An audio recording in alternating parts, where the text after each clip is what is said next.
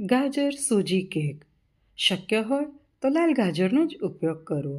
1 cup સૂજી, અડધો cup દૂધ, 1 cup છીણેલું લાલ ગાજર, 3/4 કપ કન્ડેન્સ મિલ્ક અથવા તમારા સ્વાદ મુજબ કન્ડેન્સ મિલ્ક લઈ શકો છો.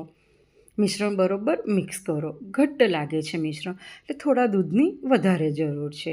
1/8 કપ મિલ્ક ઉમેરી મિશ્રણ બરોબર મિક્સ કરી દો. ઢાંકણ ઢાંકીને 30 મિનિટ સુધી રહેવા દો. ત્યાં સુધી કેક ટીનને તેલથી ગ્રીસ કરી દો. બટર પેપર લગાવો, તેને પણ તેલથી ગ્રીસ કરી દો.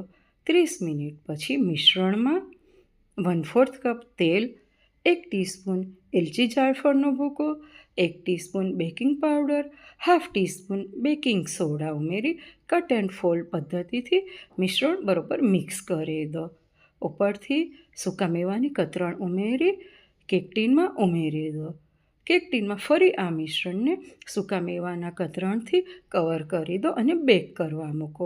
15 મિનિટ પ્રીહીટેડ ઓવનમાં 25 મિનિટ 160 ડિગ્રી સેન્ટીગ્રેડ નીચેની કોઇલ ચાલુ રાખીને કેક બેક કરવા મૂકો.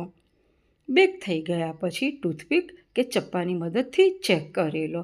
ટૂથપીક કે ચપ્પુ એકદમ સાફ આવે તો આપણી કેક તૈયાર છે. ડિમોલ્ડ કરીને ઠંડી થવા દો. ગાજરની સિઝન હોય ને ત્યારે આ કેક એકવાર ચોક્કસથી બનાવજો. મેં ચોકલેટને મેલ્ટ કરી છે, ડાર્ક ચોકલેટ અને પિસ્તા ચોકલેટને, અને તેનાથી કેકને ડેકોરેટ કરી છે. તમે એમનેમ પણ કેકનો સ્વાદ માણી શકો છો. તૈયાર છે એકદમ સોફ્ટ અને યમી એવી કેરેટ સેમોલિના કેક, આપણી ગાજર સૂજી કેક. તમે પણ બનાવી તમારો અનુભવ મારી સાથે શેર કરજો અને મારી ચેનલને લાઈક, શેર, સબસ્ક્રાઈબ, કમેન્ટ પણ જરૂરથી કરજો.